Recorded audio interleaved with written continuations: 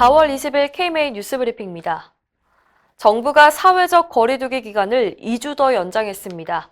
중앙재난안전대책본부는 어제 사회적 거리두기를 다음 달 5일까지 연장 적용한다고 밝혔습니다. 생활 방역 대신 거리두기를 유지하기로 한 건 감염 경로가 분명하지 않은 환자들이 계속 나오고 있고 총선 등 대규모 국민 이동에 따른 감염 전파 가능성이 있기 때문입니다. 다만 국민의 피로감과 경제적 부담을 감안해 국립공원이나 자연휴양림 같은 야외시설은 단계적으로 문을 열고 프로야구 등 스포츠도 무관중 경기를 조건으로 허용됩니다. 유흥시설과 학원, 종교시설, PC방, 생활체육시설 등도 방역 지침을 잘 지키는 선에서 운영을 허용합니다. 박능우 보건복지부 장관은 앞으로 상황이 안정적으로 나아지면 단계적으로 생활방역을 도입할 계획이라고 밝혔습니다. 오늘 오전 현재 확진자는 전날보다 13명 늘어났고 사망은 2명 증가했습니다. 정부가 사회적 거리두기를 연장한 데 대해 국민 대다수는 받아들일 수 있다는 입장입니다. 서울대 유명순 교수팀이 전국 성인 1000명을 대상으로 조사한 결과 65.6%가 고강도 사회적 거리두기가 끝나고 일상으로 돌아가면 자신과 가족의 감염 위험이 커질 거라고 응답했습니다. 특히 생활 속 방역 활동으로 개인적인 불편을 감수할 수 있겠냐는 질문에 72.1%가 수용할 수 있다고 답했습니다. 정은경 중앙방역대책본부장은 해외 코로나19 상황이 여전히 심각하고 지역사회에서 원인불명 집단 감염이 계속되고 있어 경계를 늦출 수 없다고 말했습니다. 실제로 최근 2주간 전파 경로를 살펴보면 해외 유입이 234명으로 55.2%, 절반이 넘습니다. 코로나19 극복에 민간 병원들은 별 역할을 못했다는 김윤 서울의대 교수 주장이 논란이 되고 있죠. 이런 말이 나온 이유가 민간 의료를 공공의료에서 제외시켜온 보건의료 정책 때문이라는 주장이 나왔습니다.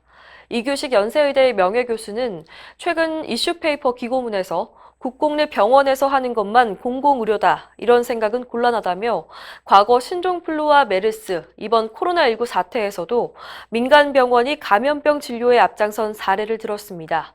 이 교수는 공공의료에 대한 정의를 잘못 내려서 지금까지 공공의료를 생산하는 민간 병의원을 정책에서 소외시켰다며 공공의료는 기관이 아닌 역할로 접근해야 한다고 지적했습니다.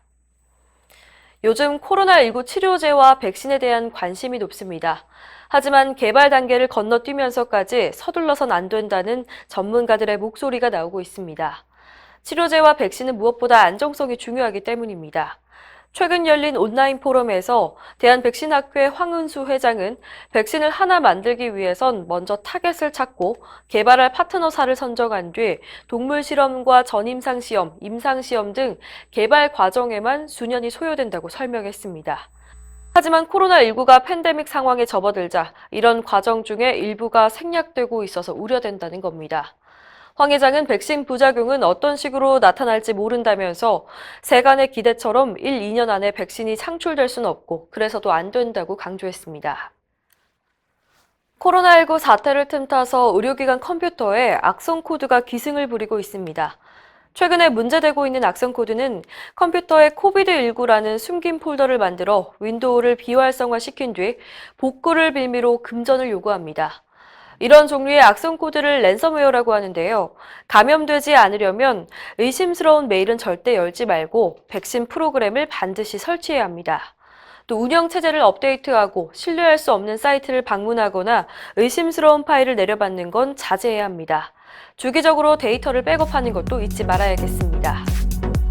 이상으로 뉴스브리핑을 마칩니다. 자세한 사항은 의협신문을 참고하시길 바랍니다.